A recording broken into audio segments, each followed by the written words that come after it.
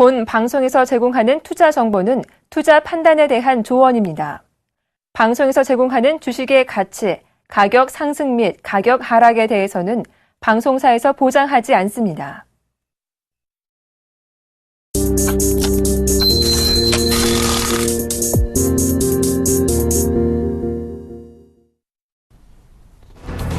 현호석 부총리 겸 기획재정부 장관은 서비스업 분야 진입 장벽을 낮추고 직역간 칸막이를 없애는 방안을 추진하겠다고 밝혔습니다.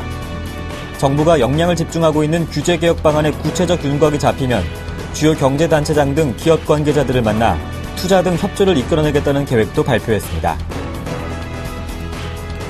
보육료와 유치원비 지원에 따른 기저효과가 사라지면서 3월 소비자 물가 상승폭이 비교적 큰 폭으로 확대됐습니다.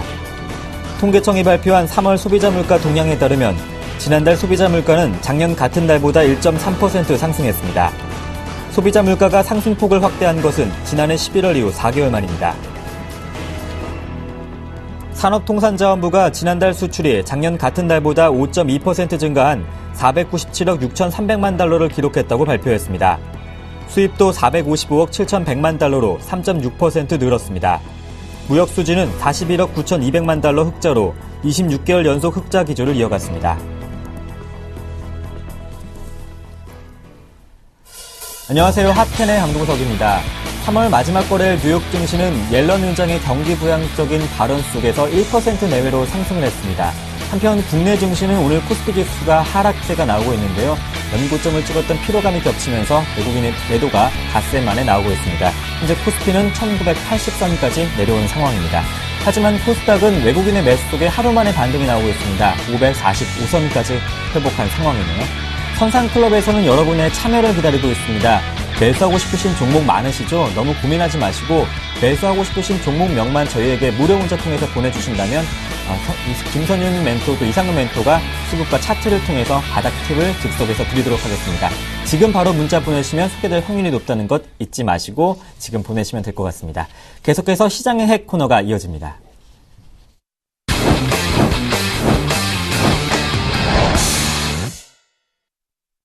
네, 연이틀 연고점을 찍었던 코스피 지수가 오늘 장에서는 좀 하락세가 나오고 있는데요. 시장 핵 코너를 통해서 자세한 시장 상황 점검해 보겠습니다.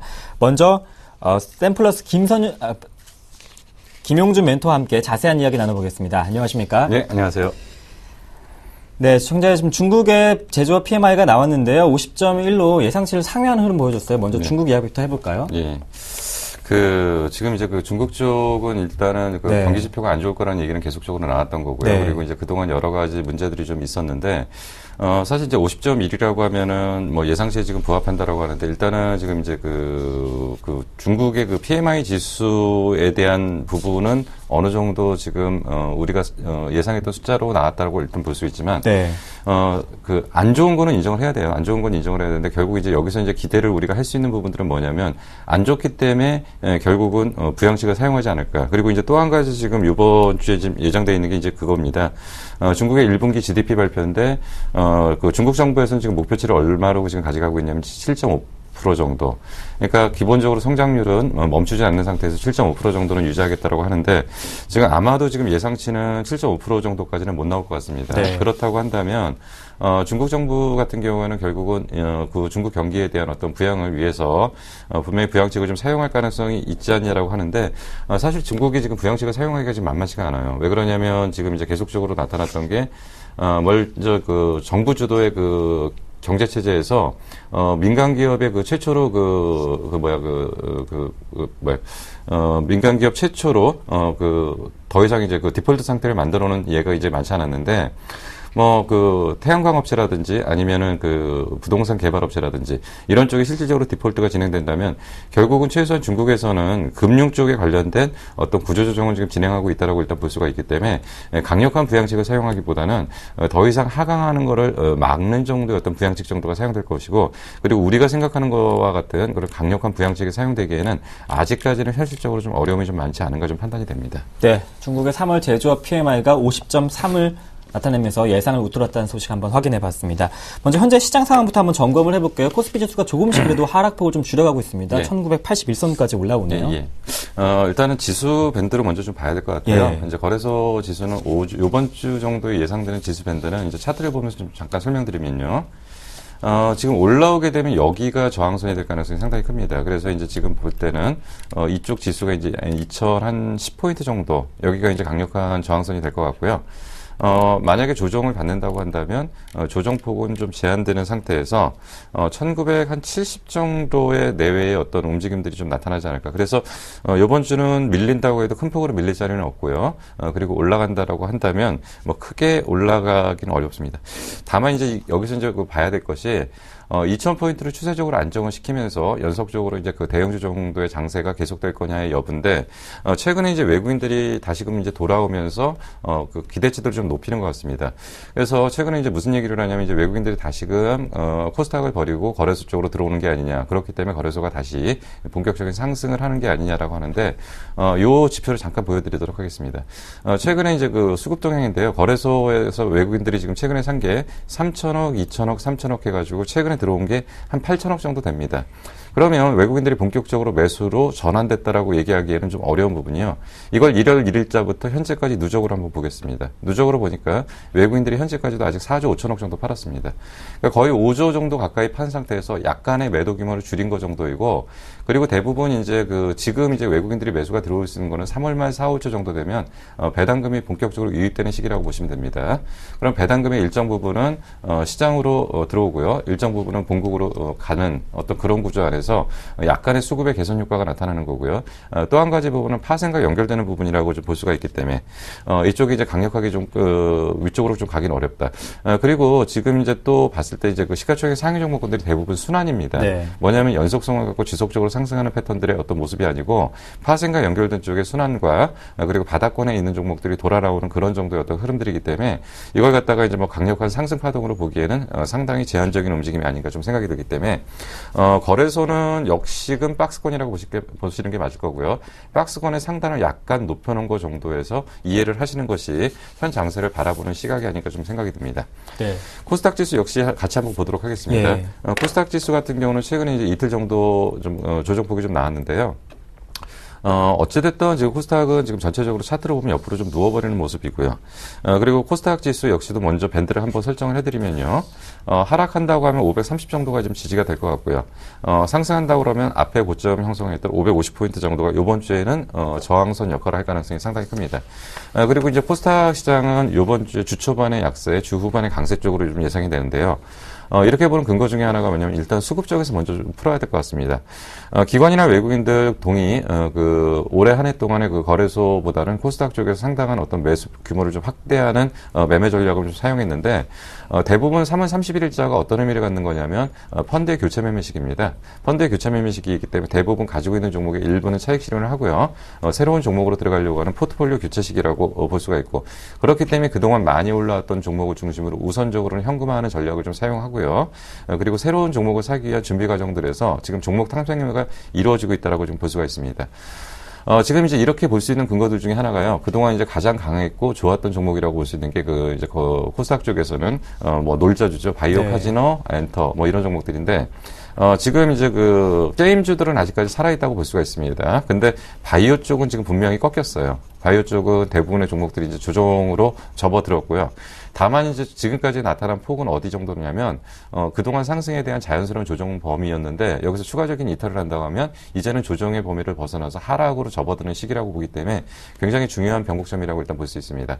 뭐 카지노 관련주들도 앞부분에서 이제 영종도 카지노 얘기가 나오면서 한번 반짝하다가 거기를 고점으로 해서 GKL이니 파라다이스니 역시 고점을 찍고 밀려 내려오는데 얘네들이 다시금 앞의 추세를 돌파해서 추가적인 상승을 하기는 상당히 어렵다. 그렇기 때문에 바이오 카지노는 분명히 관련 종목들은 조정을 받고 있고요. 그리고 일부 지금 봤었을 때 장비주들이나 아니면 풍력 관련주들, 피팅, 단조, 뭐 풍력 관련 종목들 전반적으로 지금 바닥 잡는 작업들이 지금 나타나고 있습니다. 그렇다고 한다면 이들이 빠졌을 때 시가총액을 메꿔줄 수 있는 종목들이 이쪽에서 나타난다고 하면 종목은 자연스럽게 교체가 될 거고요.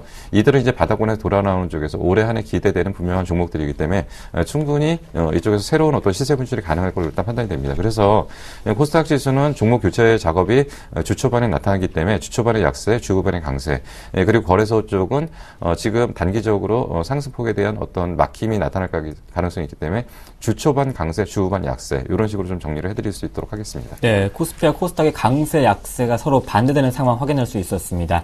이제 4월이 시작됐습니다. 가깝게는 일본의 소비세가 인상되면서 이제 대내외 이벤트가 여전히 존재함을 확인할 수 있었는데요. 어제 국내 증시에서는 북한의 미사일 또 포격 발사가 있으면서 우리나라에는 또 큰 영향, 북한의 리스크가 존재함을 확인할 수 있었습니다. 가깝게는 중국과 유럽의 부양책에 대한 기대감도 있는데 먼저 국내 변수부터 한번 확인해 볼까요? 네, 국내 변수는 두 가지로 일단 요약할 수가 있을 것 같고요. 예. 이제 그 대북 리스크를 과연 어떻게 해석할 거냐에 대한 부분인데 결국 이제 이거는 우리가 이제 너무 만성화되어 있기 때문에 시장에 주는 충격은 굉장히 제한적일 수밖에 없다라고 네. 판단이 되기 때문에 그렇게 우려할 만한 지금 수준은 아닌 거고요. 4월 11일이 이제 옵션 만기일이고 금통입니다. 근데 사실은 한 번도 국내 금통위에서 시장에 영향력을 미친 경우들은 없는데 부정적인 효과들이 나타난다면 그것은 반응을 하겠지만은 긍정적인 요소가 나올 것도 없지만 긍정적인 요소가 나온다 하더라도 국내 시장에 미치는 영향은 굉장히 제한된다. 그렇기 때문에 결국 국내 변수는 북한 관련 리스크나 옵션 만기 금통위 쪽은 그 큰 변수가 안 되는 가운데서 이제 본격적으로 이제 실적 시즌에 진입하고 있습니다. 실적 시즌에 진입했는데 실적 시즌에 눈높이를 많이 낮춰놓긴 했습니다. 그러나 그럼에도 불구하고 업종이 지금 살아 돌아 나가는 업종이 그렇게 많지 않습니다. 그렇기 때문에 실적 발표가 하나씩 오픈될 때마다 그 쇼크가 나타나는 업종에 대해서는 분명히 부정적인 영향들을 미칠 가능성이 있고요. 그거와 관련된 업종들은 분명히 있다. 그렇기 때문에 국내 변수는 실적 시즌에 대한 부분의 흐름들이 어떻게 나타나는지를 좀 잘 지켜볼 필요가 있을 거라고 판단이 됩니다. 그리고 참 유독 4월에는 참 변수들이 많았던 해였는데요. 올해 역시도 이제 그 4월의 변수가 좀 일부 좀 작용을 할 것 같습니다. 지금 이제 아까 중국 얘기는 어느 정도 좀 했기 때문에 중국 얘기는 좀 빼고요. 미국에서 이제 어저께 이제 옐렌 의장의 발언에 대해서 시장이 지나치게 굉장히 긍정적으로 평가하는 것 같은데 조금 그쪽은 아닌 것 같습니다. 이제 어제 이제 옐렌 의장이 발표한 내용은 그거죠. 그러니까 고용 지표가 생각보다 그렇게 개선 속도가 긍정적이지 못하기 때문에 강력한 어떤 특별한 부양 정책을 사용할 수도 있다라는 얘기를 이제 시장에서는 어떻게 해석을 했냐면 초저금리가 상당 기간 유지될 거다라고 아마 분석을 한 것 같습니다. 근데 분명한 거는 테이퍼링은 지속적으로 진행되는 겁니다. 테이퍼링은 지속적으로 진행돼서 연말까지 8번의 FOMC 회의 결과를 통해서 그 채권 매입에 대해서는 제로로 떨어뜨려 놓는 거고요.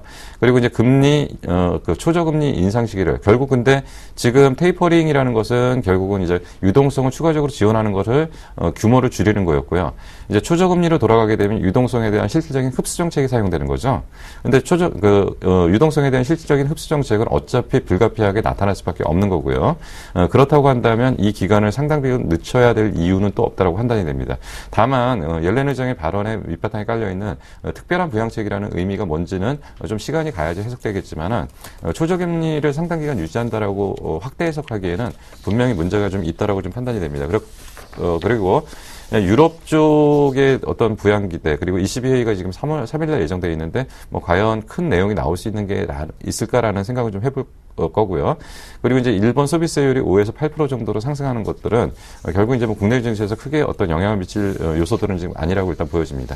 그렇기 때문에 지금 이제 4월 달을 넘기는 국내 시장에서의 어떤 주요 변수들 점검 쪽에서는 부정적인 요소가 작용하지만 않는다면 시장은 현재의 박스권을 그대로 유지할 거고요.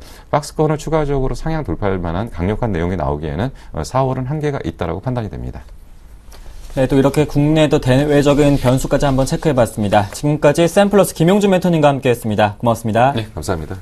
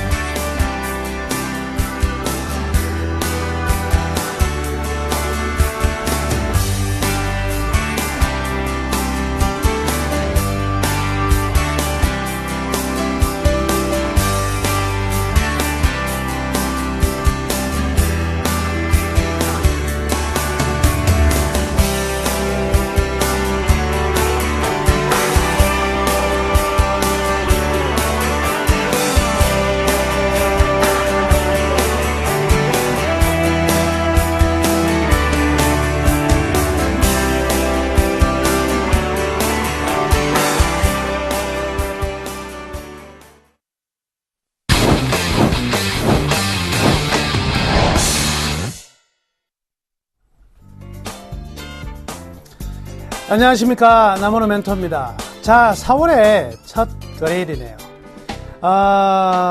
이번 달에요. 예, 지수가 1900이 깨질 겁니다. 1800까지. 죄송합니다. 15,000원짜리입니다. 오늘은요, 15,000원이니까 제가 한 이야기를 뻥이다 이렇게 들으시면 안 되고요. 이번 달에도 지수는 분명히 올라간다. 지난달에 제가 예측했던 만큼은 전혀 안 올라갔지만 템포가 늦어졌을 뿐이지 지금은 계속해서 가는 장이다 이렇게 말씀해 드릴게요. 그다음에 주가가 가기 위한 여러 가지 요건들이 있는데 저는 일단 기업의 하나하나씩을 봤을 때 주가가 갈 수 있는 요건들은 재무제표 분석이라든지 그리고 밸류멘트 통해서 거의 다 짚어내고 있는 상황인데요. 지수 같은 경우에는 여기에 좀 더 많이 영향을 받는 것은 사실이겠죠. 그렇지만 기본적인 이 펀더멘탈을 무시하고 하루하루의 등락에 계속 초점이 맞춰지면 시장의 큰 흐름을 볼 수가 없어요. 그렇기 때문에 큰 틀을 보고 가자 이렇게 말씀해 드리겠습니다. 큰 틀 몇 가지 짚어보고요. 그리고 우리의 대응책 어떻게 할 건지를 말씀해 드리겠습니다. 우선요, 최근에 어떤 증시 상황을 좀 점검을 해보도록 하겠습니다. 자, 최근에 이 그림을 한번 먼저 보시면은요, 외국인들이 지난 이제 25일이죠. 25일 날 1000계약을 필두로 해서 지금 오늘을 제외하고요. 오늘까지 포함하면은요, 이 한 14,000계약 정도의 순매수를 보였습니다. 금액으로 따져본다면은요, 1조 한 6천억 정도 되죠. 6천억이 넘습니다. 그죠? 1조 한 7천억 가까이 되는 금액의 순매수가 들어왔는데, 막상 들어온 현물에서의 흐름은요, 지금 어느 정도 들어왔냐면 한 8천억 정도밖에 안 들어왔어요. 그러니까 선물에서는 지수에 분명히 상방향으로 물론 배팅을 해놓은 상황임에도 불구하고 현물의 매수가 좀 덜 따라오고 있는 부분이 있죠. 이는 뭐냐면 시간차가 있다는 거죠. 시간차. 즉 선물의 매수는 지난번 선물에 매도했던 부분에 대한 환매수 성격도 분명히 가지고 있고, 그리고 이번 4월 달에 대한 기대감도 분명히 가지고 있는 상태에서 선제적인 흐름이 들어왔다.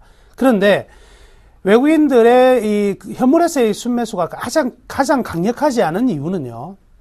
가장 강력하지 않은 이유는 종목별로 이 시가총액 상위 종목만을 땡기기에는 뭔가 좀 부족한 부분이 있기 때문에 그렇습니다. 분명히 일정 부분 리스크는 존재한다.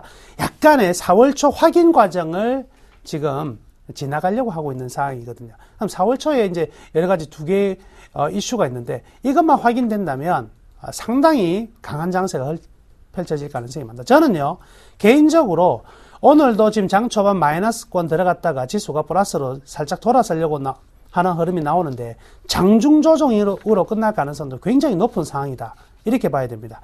즉 미국 시장하고의 우리나라 시장 디카플링이 굉장히 많이 발생하고 있는 상황인데 이 디카플링은요 굉장히 좋다. 지금 막 코스피가 플러스로 좀 돌았었죠.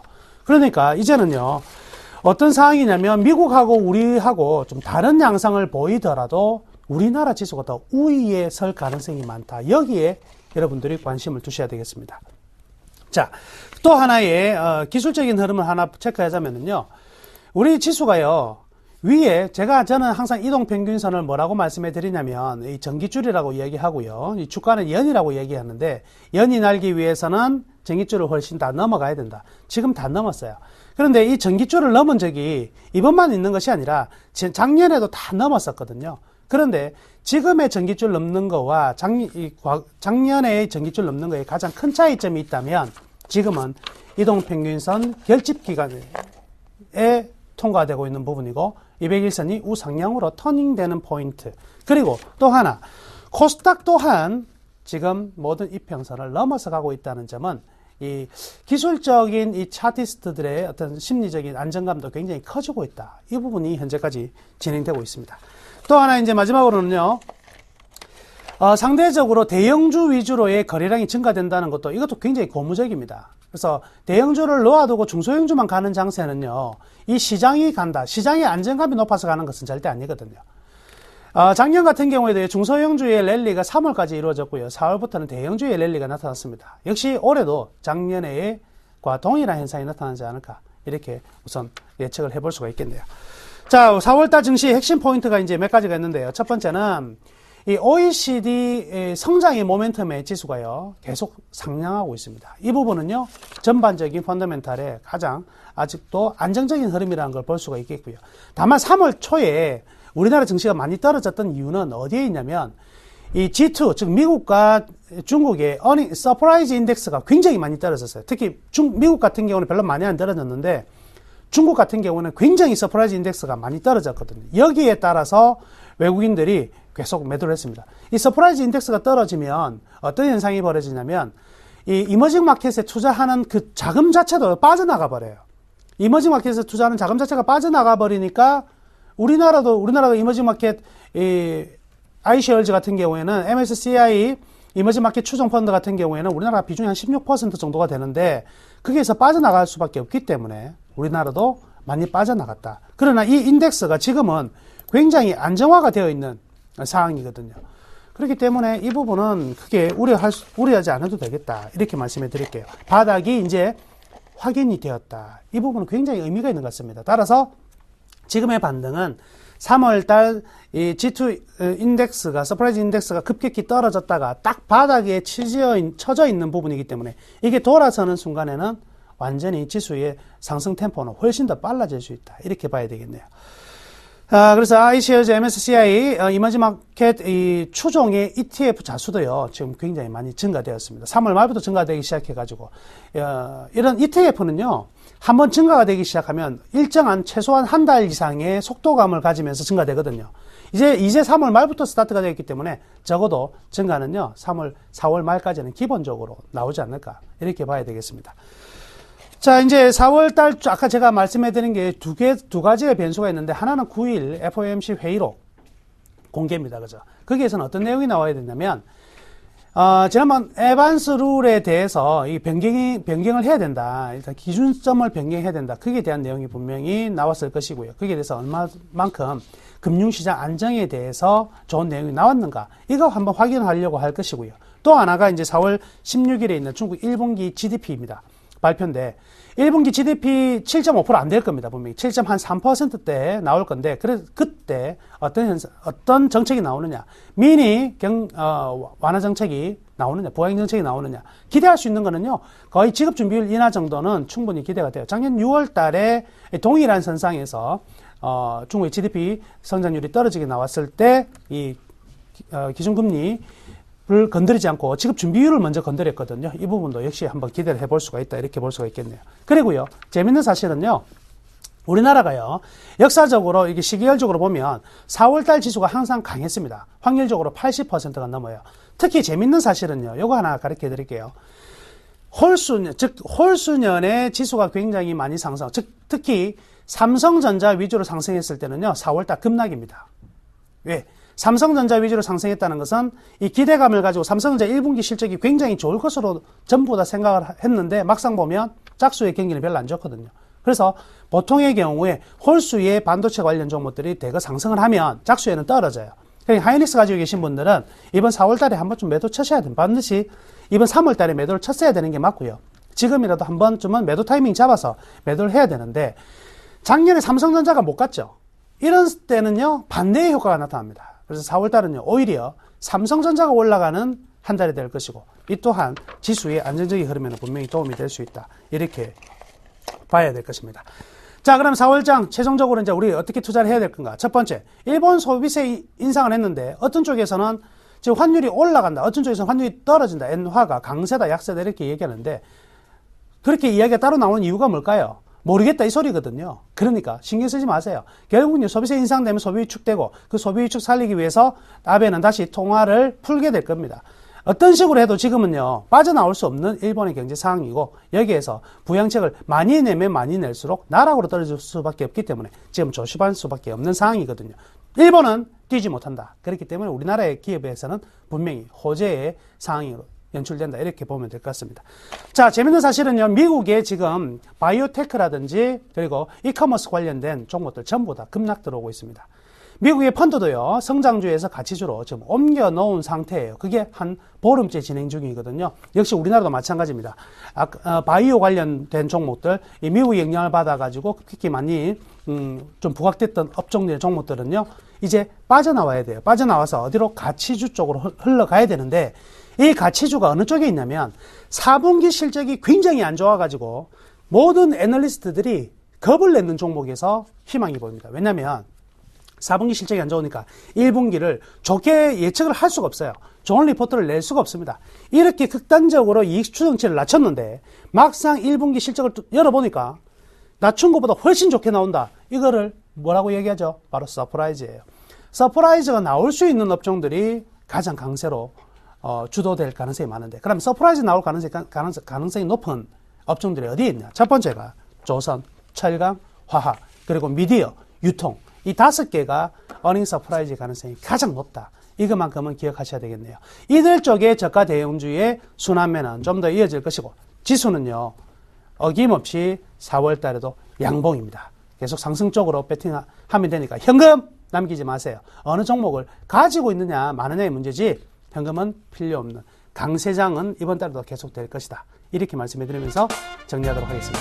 감사합니다. 오후 2시에 다시 찾아뵙겠습니다.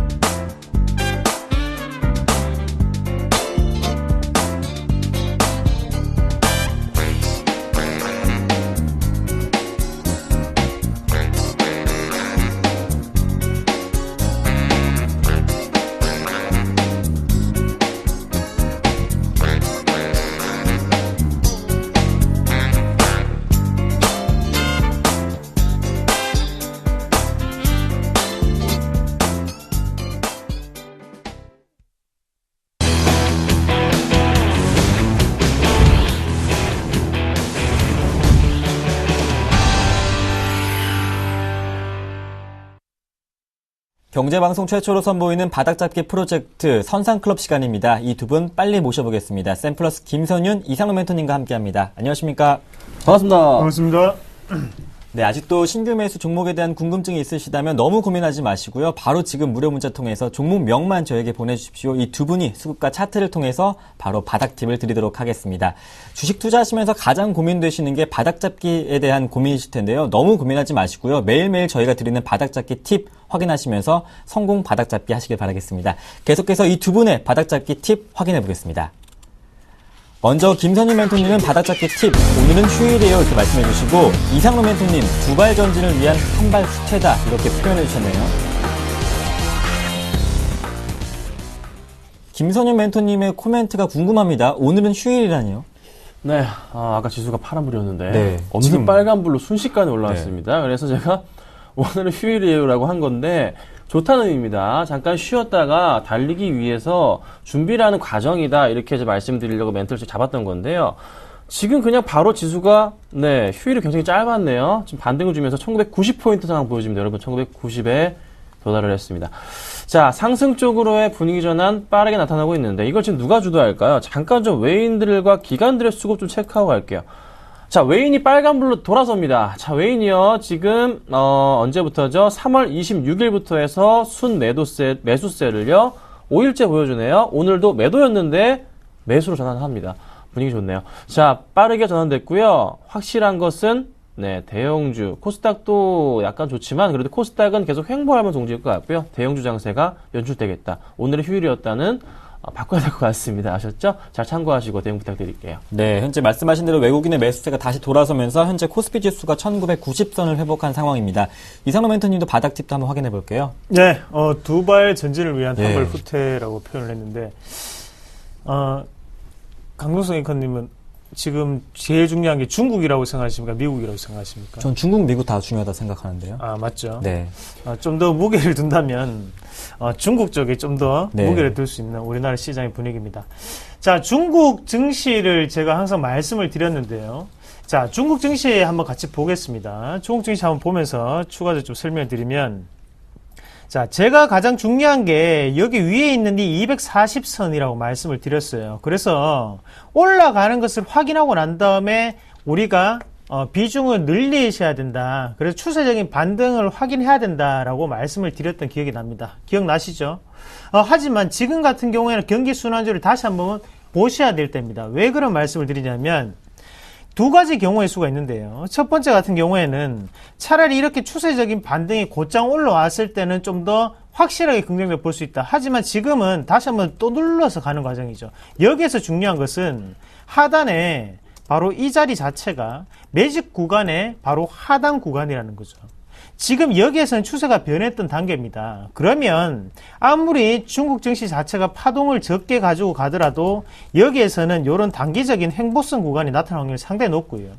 그럴 확률로 본다면 우리나라 경기 순환주, 경기 민감 상당히 밀접하게 움직일 수 있다. 그래서 지금까지 소외가 돼 있던 저점을 다지고 못 올라가고 있던 종목군들, 어떤 종목군들이 있습니까? 화, 철강, 정유 이런 종목군들이 여기에서는 단기적인 반등이 중국 증시와 함께 이루어질 수 있는 구간입니다. 요거 꼭 명심하세요. 지금은 추세적인 반등 아닙니다. 대신 기술적인 반등으로 뽑아낼 수 있는 자리. 그래서 우리가 단기적인 트레이딩을 오늘 과감하게 들어가 볼 수 있는 자리가 바로 정유화학업종 그리고 철강업종이다. 그렇게 말씀을 드리겠습니다. 네, 김선윤 멘토님의 바닥 팁은 오늘의 휴일이다 말씀해 주면서 상승을 위한 기다림이다 이런 상황이라 표현해 주셨고, 이상로 멘토님 화학과 철강, 정유주, 중국 증시 반등과 함께 상승할 수 있는 구간이다 이렇게 바닥 팁까지 한번 받아봤습니다. 지금도 신규 매수에 대해서 궁금하신 종목명 너무 고민하지 마시고요. 아래 무료 문자 통해서 지금 바로 보내주신다면 이 두 분께서 바닥 팁 드리겠습니다. 지금 바로 보내주세요. 계속해서 첫 번째 시청자 의뢰인 문자 한번 확인해 보겠습니다. 첫 번째 문자는요, 9515번님께서 만도 문의하셨습니다. 매수해도 될까요? 하셨는데요. 두 분 의견 확인해 볼게요. 두 분 의견이 처음부터 엇갈립니다. 김선윤 멘토님은 수급이 별로다 이렇게 말씀해 주시고, 이상로 멘토님 눌림목이 코앞이다 이렇게 말씀해 주시네요. 네, 만도가 계속해서 외국인의 매수가 들어오고 있는데요. 수급이 별로라니요? 외국계보다는요, 지금 네. 제가 기관의 매수를 조금 확인하고 싶어서 그랬습니다. 외국계는 계속 들어 좋습니다. 굉장히 좋은데, 그리고 또 개인들도 전반적으로 팔고 나가는 흐름 좋아서 양호한 모습이지만, 마찬가지로 기관들도 많이 팔고 나가고 있거든요. 그래서 확실하게 상승 쪽으로의 분위기 전환을 가져오기 위해서는요, 이 지금 팔고 나가는 기관들의 흐름 자체가 빨갛게 돌아오지 않는 이상은 힘들 겁니다. 그래서요, 계속적으로 횡보를 할 수 있는 가능성이 있다는 판단입니다. 그래서 저는 기관들의 매수가 돌아오기 전까지는 매수를 하지 말자라고 의견을 드립니다. 기관의 매수가 좀 확실하게 돌아오면 정말 좋은 흐름을 보여줄 거기 때문에 지금은 아니다. 뭐 괜찮은 종목이긴 하지만 지금은 좀 참아보자 의견 드리겠습니다. 네. 수급상으로는 기관의 수급을 기다려야 된다 말씀해 주셨는데, 이상로 멘토님은 반대 의견이에요. 눌림목이 코앞이다. 네, 맞습니다. 눌림목이죠. 네. 눌림목입니다. 자, 한번 같이 보면서 해석을 조금 해드리겠습니다. 자, 일단은 주식이라는 게 심리 싸움입니다. 일단은 우리가 캔들에 나와 있는 심리를 좀 더 읽어야 되고요. 그리고 기업 분석은 당연히 들어가야겠죠. 그런 부분을 토대로 우리가 한번 같이 보신다면, 자, 거래량 터졌던 부분 자체가 바로 이 480선이죠. 240선이 하고 480선이 지금 역배열 상황에 놓여 있는데, 이 240선 자체를 굳건하게 다져줬다는 거죠. 다져주고 난 다음에 다시 한 번 더 시세가 상승으로 돌아서면서 이 위에 480선을 강하게 뚫는 행위가 나타났습니다. 우리가 여기서 생각을 하셔야 되는 게, 자, 1년간의 주가 평균 자체가 하단에 깔려있고 2년간의 주가 평균이 상단에 있습니다. 하지만 그 부분을 뚫었다는 거거든요. 그러면 최근 들어서는 1년간의 흐름이 더욱더 중요하게 작용을 할 수가 있겠죠. 그렇게 본다면 이 2년간의 그렇게 악성 매물 자체를 이렇게 돌파를 한다는 것은 우리가 좀 더 의미를 두셔야 된다는 거거든요. 1년간에 매집을 했던 애들이 지금은 2년간 가지고 있던 악성 매물 자체를 이렇게 돌파하는 구간이 분명히 나타났습니다. 이 말은 무슨 말이냐면, 손바뀜이 이루어졌다. 자, 제가 수급 자체를 안 봤습니다. 하지만 이 종목군은 무조건 손바뀜이 일어나는 종목입니다. 그러면 우리가 이 돌파했던 자리, 이 자리가 지금 상당히 중요한 자리거든요. 이 자리 자체를 우리가 매수 타이밍으로 잡고 들어가시면 충분히 이익을 거둘 수 있는 자리입니다. 그래서 이거 꼭 한 번 더 명심을 하시길 바랄게요. 네.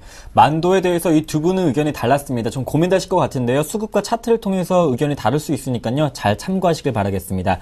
계속해서 무료 문자 통해서 매수하고 싶으신 종목명만 바로 보내주시면 저희가 소개해드리겠습니다. 계속 문자 기다리겠습니다.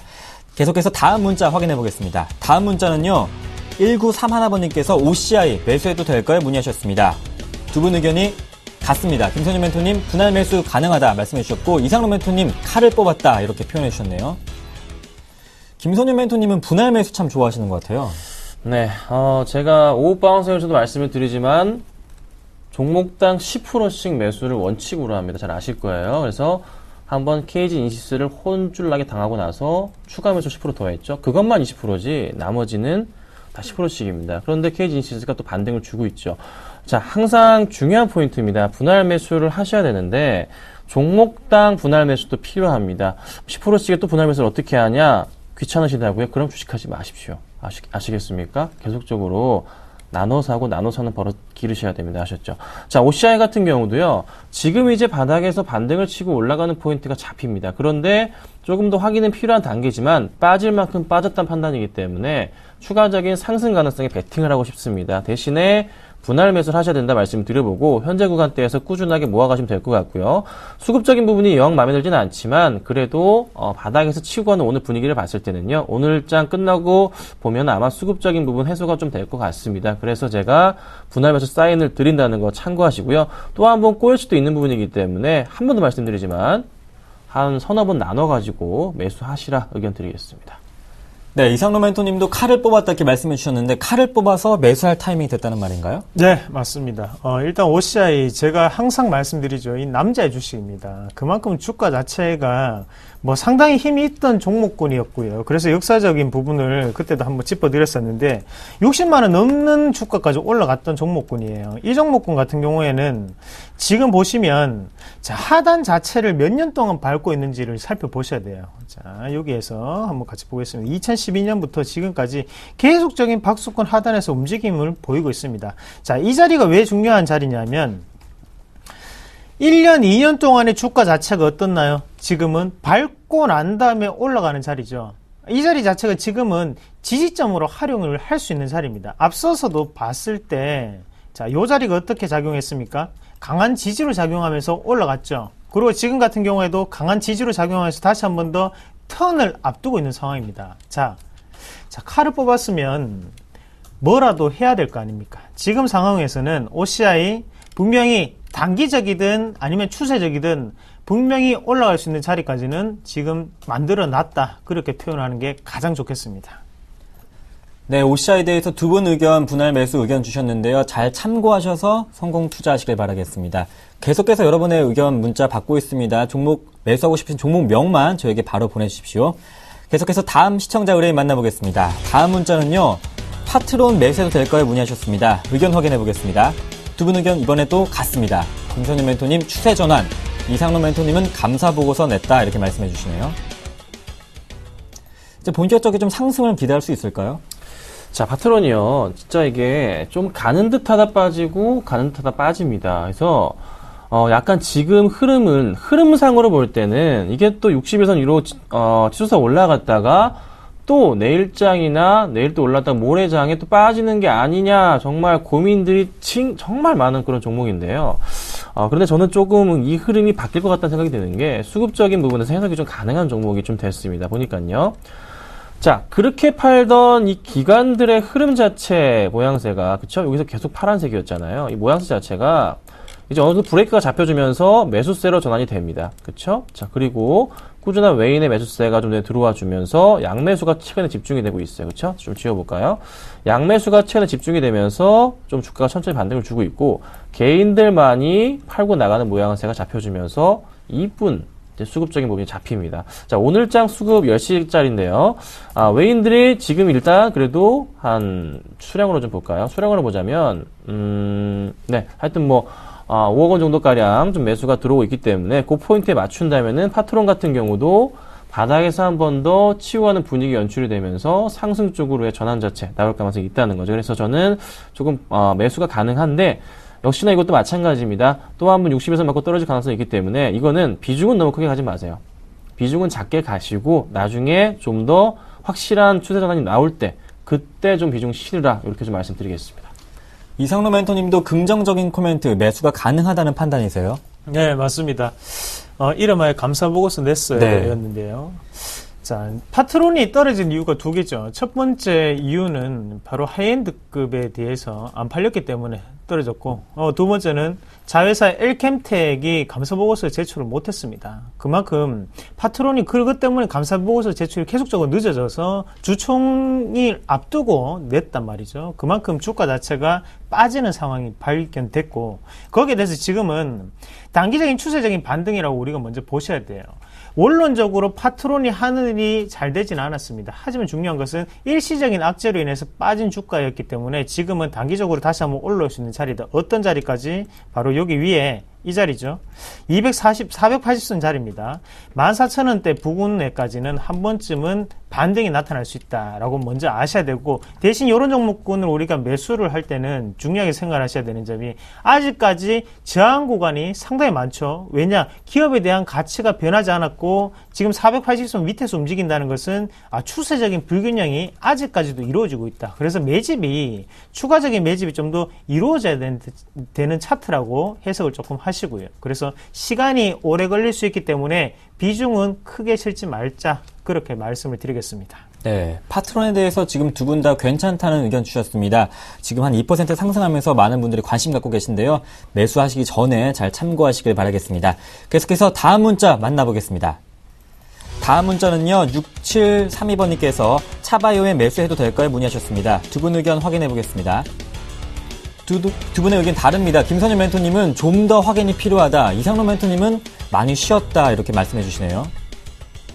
김선유 멘토님은 수급상으로는 좀 기다리시는 것 같아요. 맞습니다.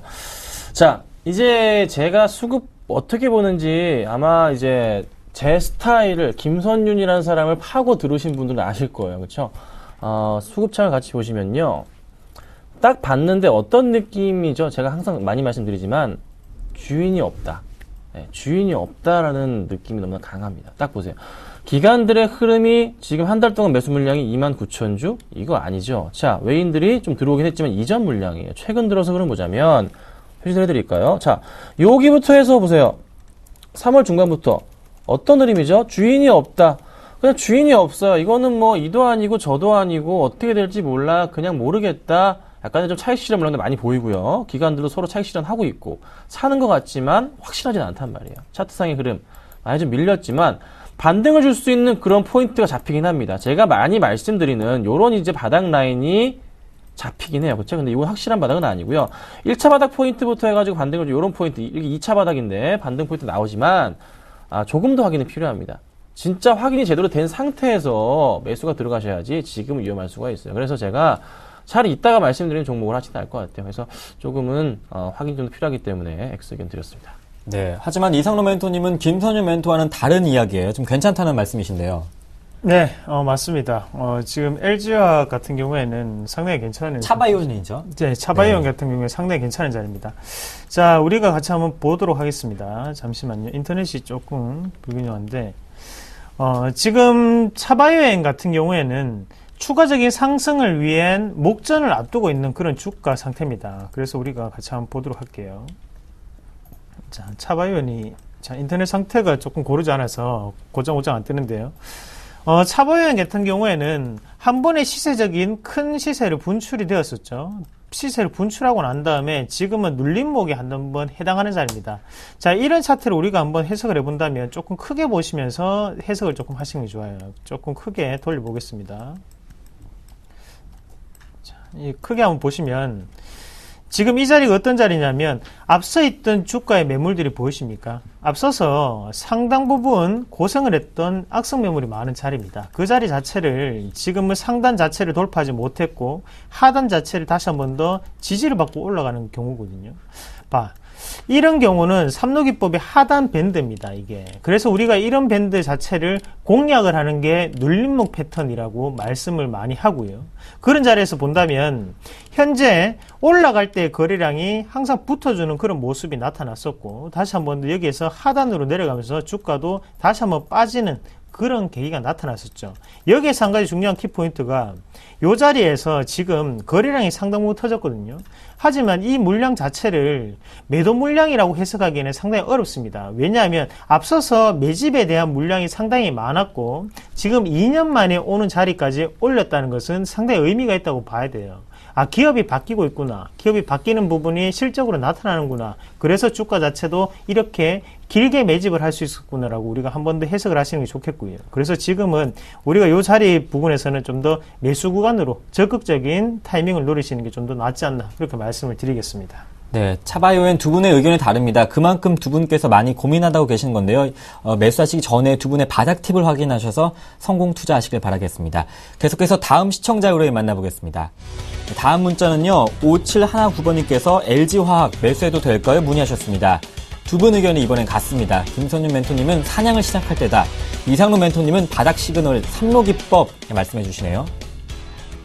김선윤 멘토님, LG화학 지금 매수해야 될 때 이렇게 표현해 주신 거죠? 네, 그렇습니다. 제가 이전에 포스코를 말씀드릴 때 아이 좋아라는 표현을 좀 썼습니다. 그렇죠? 자, 이번도 마찬가지입니다. LG화학도요.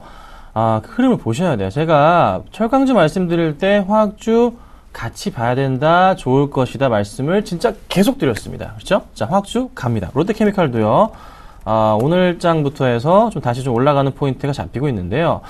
이 추세상의 흐름을 볼 때 바닥에서 치고 가는 분위기 연출이 됐고 큰 상승 흐름이 조금 더 나올 가능성에 베팅을 한다면 꾸준하게 화학주 매수하신 분들, 이전에 이제 물려 계신 분들도 이제 천천히 추세선이 되면서 상승적 분위기가 나올 거기 때문에 큰 무리는 없어 보이네. 대신에 오늘 약간 조금 급하게 오른 경향이 있기 때문에 분명히 조정이 나옵니다. 안 나올 수가 없어요. 분명히 조정이 나오는데 그 포인트를 이용하시고 매수를 하시기 맞아요. 오늘도 매수 가능하다는 말씀 드리는데요. 그래서 분할 매수 하십시오. 오늘 한번 사시고 조정 나올 때 한 번 더 사시고 그리고 한번 반등 또 나올 때 그때 사시고 대신에 가져가실 경우에는 이거는 단기적으로 보는 종목이 아니에요. 장기적으로 봐야 됩니다. 그래서 얼마까지, 언제까지 보셔야 되죠? 당연히 2분기, 최소한 2분기 실적 확인하는 7월까지 보셔야 됩니다. 그때까지 안 들고 가시려면 사지 마십시오. 아셨죠? 그때까지 가져가실 분만 가져가실 생각 있으시다면 그때 매수하시고 가져가시면 되겠습니다. 네. 이상로 멘토님도 이제 바닥이 확인됐다는 말씀을 해주실 것 같아요. 네, 맞습니다. 바닥이 확인됐습니다. 네. 확인되고 난 다음에 올라가는 그런 분위기거든요. 제가 삼로기법의 바닥 시그널이라고 말씀을 좀 드렸었는데요. 그게 무슨 말이냐면, 하단에서 이 삼로기법에 대한 바닥 시그널 1, 2, 3번이 그대로 나타나는 그런 모습이 나타났다는 거죠. 그래서 추가적인 상승 기조를 올라가고 있다라고 생각을 하셔야 돼요. 그래서 그런 자리 같은 경우에는 우리가 좀 더 적극적으로 달려들 필요가 있다. 그렇게 좀 말씀을 드리겠고, 자, 지금, 차트가 안 뜨는데요.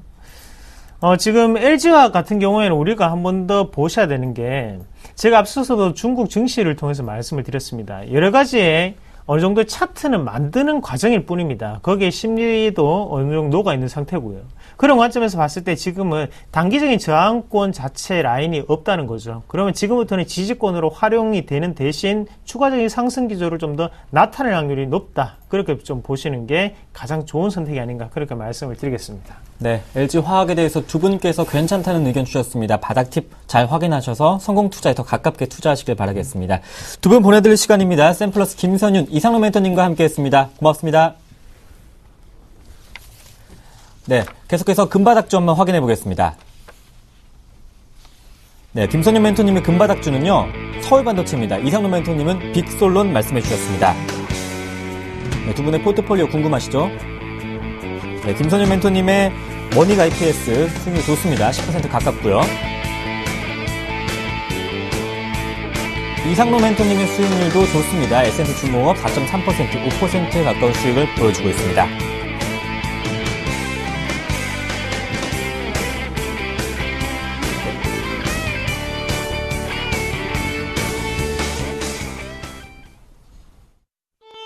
안녕하세요. 서울경제TV 아나운서 정혜림입니다. 서울경제TV 샘플러스 무료 방송 참여 방법 소개해드리겠습니다. 먼저 첫째, 검색창에 샘플러스를 검색해주세요. 둘째, 샘플러스 사이트에 들어오셔서 회원 가입을 해주세요.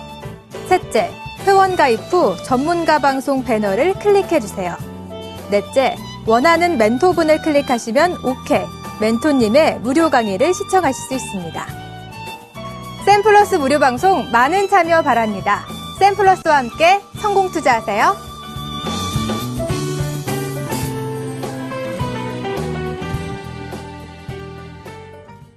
이어지는 무료 방송에서 이들 종목에 대한 또 포트폴리오 AS까지 한번 가격 정보 받아보실 수 있습니다. 4월 1일 핫텐이었습니다. 시청해주신 여러분 고맙습니다.